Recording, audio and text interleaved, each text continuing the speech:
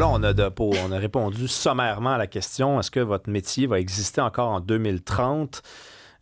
Karima dit peut-être pas, mais je vais avoir encore besoin de que ce soit un être humain qui fait la job à la place de l'IA. Moi, je vois les choses différemment. Je pense juste vraiment qu'il y a des chroniqueurs, ils vont en avoir partout. Tout le monde a une opinion maintenant. On pose la question à Annie Boilard, présidente du réseau Annie RH. Salut, Annie.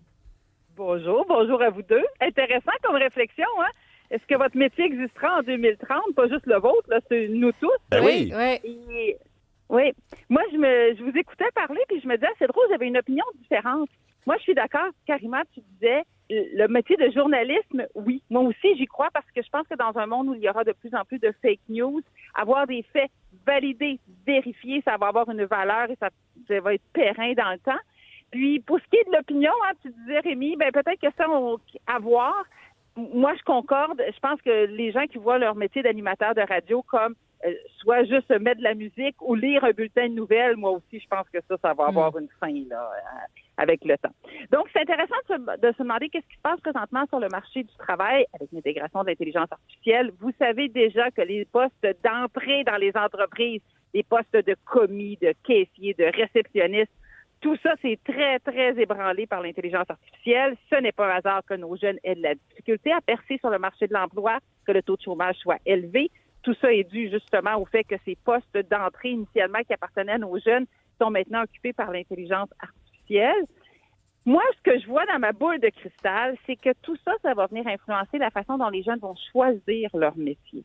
Puis là, tu sais, quand on pose la question, votre métier existera-t-il en 2030? Je vous réitère que c'est dans 4 ans. Hein? Ben oui. C'est un métier aujourd'hui, là, leur bac, c'est 3 ans et demi même. Là, c'est là. C'est ça. Effectivement. Donc, moi, je pense que quand, peut-être vous me direz, là, quand vous et moi, on a choisi un métier, les gens nous disaient, choisis quelque chose que tu vas aimer, dans lequel tu vas être bon, puis qu'il y a de l'opportunité d'emploi. C'est à peu près ça les critères qu'on utilisait à l'époque. Moi, je pense que dans le futur, on va ajouter à la liste et pour lesquels il est possible d'intégrer le marché du travail parce que l'entrée, l'accessibilité devient de plus en plus névralgique.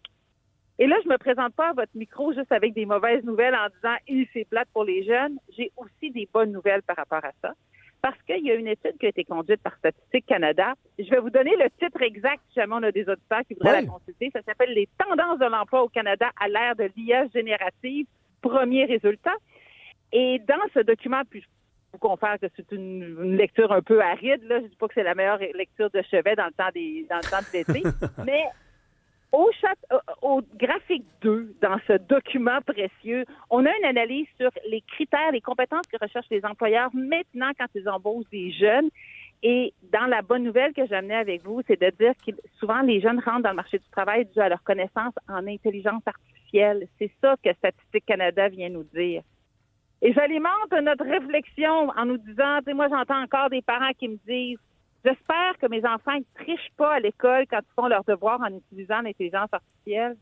Et moi, je vais vous dire, j'espère que tous les enfants du Québec utilisent l'intelligence artificielle pour faire au moins une partie de leurs devoirs d'école. Bon, peut-être pas tout, là, on va s'entendre pour garder un sens critique et compagnie, mais il faut développer ces habiletés parce que du point de vue du monde du travail, c'est la porte d'entrée dorée pour pénétrer le monde du travail. Mm-hmm.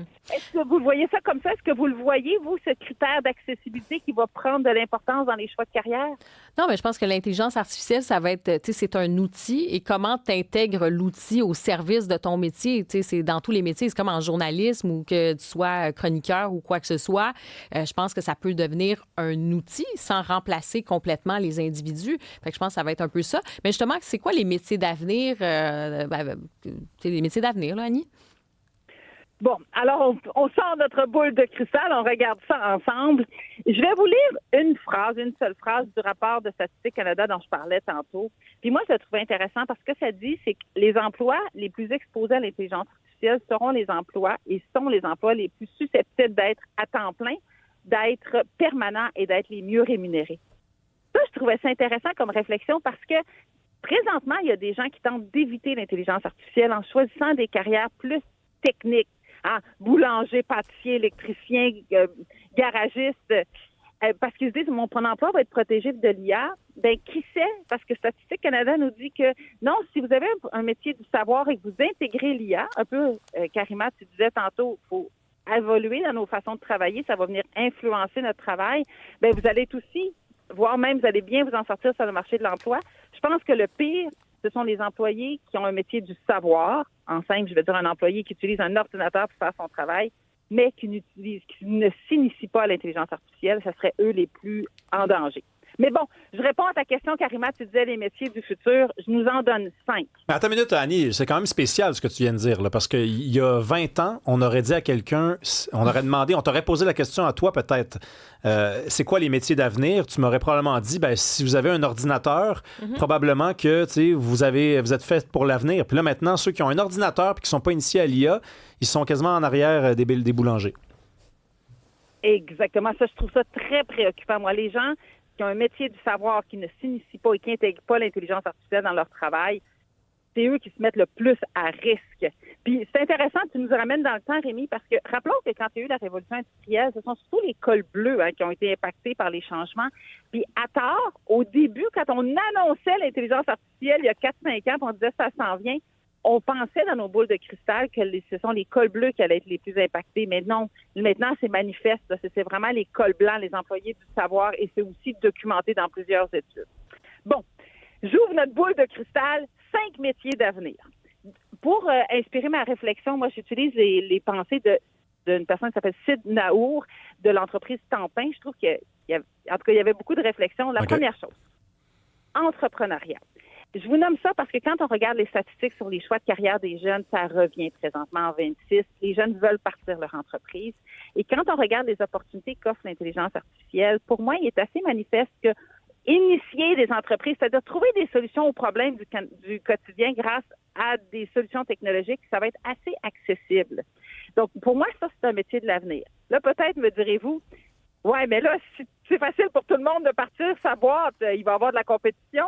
Oui, disons que ce sera un problème pour 2030, mais je vois aussi dans ma boule de cristal que les gens vont partir, je vais dire, de petites entreprises, des PME.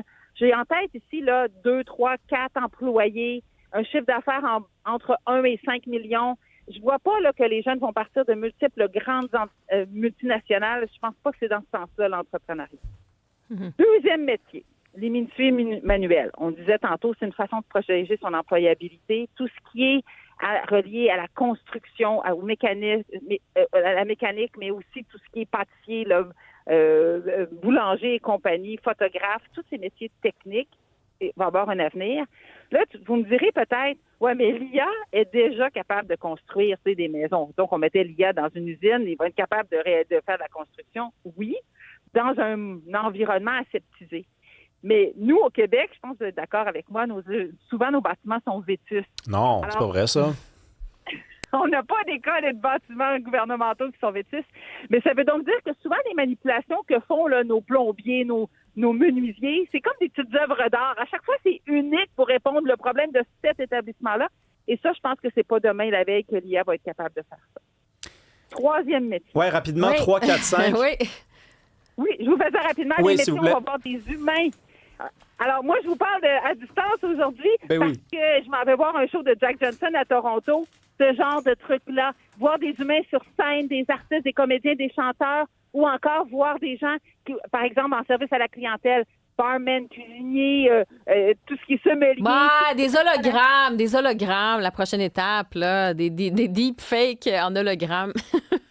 Mais moi, je pense qu'on va être tellement tannés de voir comme ça des avatars que ça va nous faire du bien de voir des vrais humains. J'y vais rapidement. Ensuite, c'est certain, la quatrième catégorie, ça va nous prendre des experts en IA et en automatisation. Encore faut-il que ça fonctionne, tout ça. Et la dernière chose, c'est la santé. Pas tant pour les diagnostics, parce que ce soit santé physique ou mentale, on sait que l'IA excelle dans la partie diagnostic. Mais tu sais, les plans d'entraînement, là, si vous allez voir un physio parce que vous êtes blessé, je pense que ça va nous tenter de continuer de faire ça avec des humains. Même chose si on a un souci, même si on a un diagnostic dans notre santé mentale, on va aimer continuer de travailler avec des humains. Ça, pour moi, ce sont 5 métiers d'avenir. Est-ce que ça résonne pour vous? Ben oui, tout à fait. Il y a même Diane qui ajoute préposé aux bénéficiaires, parce que c'est vrai qu'un robot qui vient s'occuper de toi, c'est pas comme un être humain qui peut aussi t'écouter puis jaser un petit peu avec toi. Merci beaucoup, Annie Boilard. On se reparle bientôt. Bon show aussi. Ça fait très plaisir. Bonne journée à vous deux. Salut.